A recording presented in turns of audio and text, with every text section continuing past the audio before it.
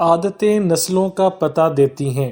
ایک بادشاہ کے دربار میں ایک اجنبی نوکری کی طلب کے لیے حاضر ہوا۔ قابلیت پوچھی گئی تو اس نے کہا سیاسی ہوں۔ عربی میں سیاسی افہام و تفہیم سے مسئلہ حل کرنے والے معاملہ فہم کو کہتے ہیں۔ بادشاہ کے پاس سیاست دانوں کی بھرمار تھی۔ اسے خاص گھوڑوں کے اسطبل کا انچارج بنا لیا جو حال ہی میں فوت ہو چکا تھا۔ چند دن بعد بادشاہ نے اس سے اپنے سب سے مہنگے اور عزیز گھوڑے کے متعلق دریافت کیا۔ اس نے کہا نسلی نہیں ہے۔ بادشاہ کو تعجب ہوا۔ اس نے جنگل سے سائیں کو بلا کر دریافت کیا۔ اس نے بتایا گھوڑا نسلی ہے لیکن اس کی پیدائش پر اس کی ماں مر گئی تھی۔ یہ ایک گائے کا دودھ پی کر اس کے ساتھ پلا ہے۔ مسئول کو بلایا گیا، تم کو کیسے پتا چلا اصیل نہیں ہے؟ اس نے کہا جب یہ گھاس کھاتا ہے تو گایوں کی طرح سر نیچے کر کے، جبکہ نسلی گھوڑا گھاس منہ میں لے کر سر اٹھا لیتا ہے۔ بادشاہ اس کی فراست سے بہت متاثر ہوا۔ مسئول کے گھر اناج، گھی، بھنے دمبے اور پرندوں کا اعلیٰ گوشت بطور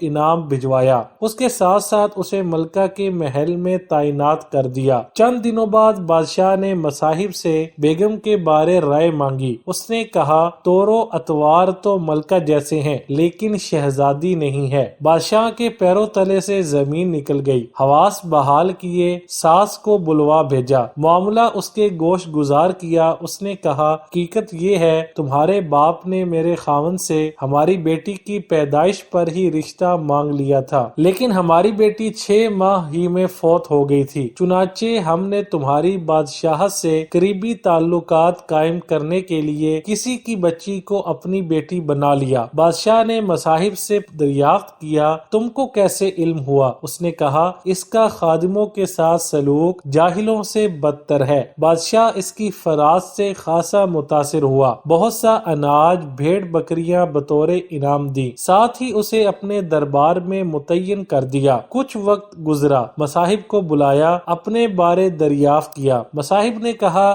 جان کی امان بادشاہ نے وعدہ کیا۔ اس نے کہا نہ تو تم بادشاہ زادے ہو نہ تمہارا چلن بادشاہوں والا ہے۔ بادشاہ کو تاؤ آیا مگر جان کی امان دے چکا تھا۔ سیدھا والدہ کے محل پہنچا۔ والدہ نے کہا یہ سچ ہے، تم ایک چرواہے کے بیٹے ہو، ہماری اولاد نہیں تھی تو تمہیں لے کر پالا۔ بادشاہ نے مصاحب کو بلایا، پوچھا بتا تجھے کیسے علم ہوا؟ اس نے کہا بادشاہ جب کسی کو انعام و اکرام دیا کرتے ہیں تو ہیرے موتی جواہرات کی شکل میں دیتے ہیں، لیکن آپ بھیڑ بکریاں، کھانے پینے کی چیزیں عنایت کرتے ہیں۔ یہ اسلوب بادشاہ زادے کا نہیں، کسی چرواہے کے بیٹے کا ہی ہو سکتا ہے۔ یعنی عادتیں نسلوں کا پتہ دیتی ہیں۔ عادات، اخلاق اور طرز عمل خون اور نسل دونوں کی پہچان کرا دیتے ہیں۔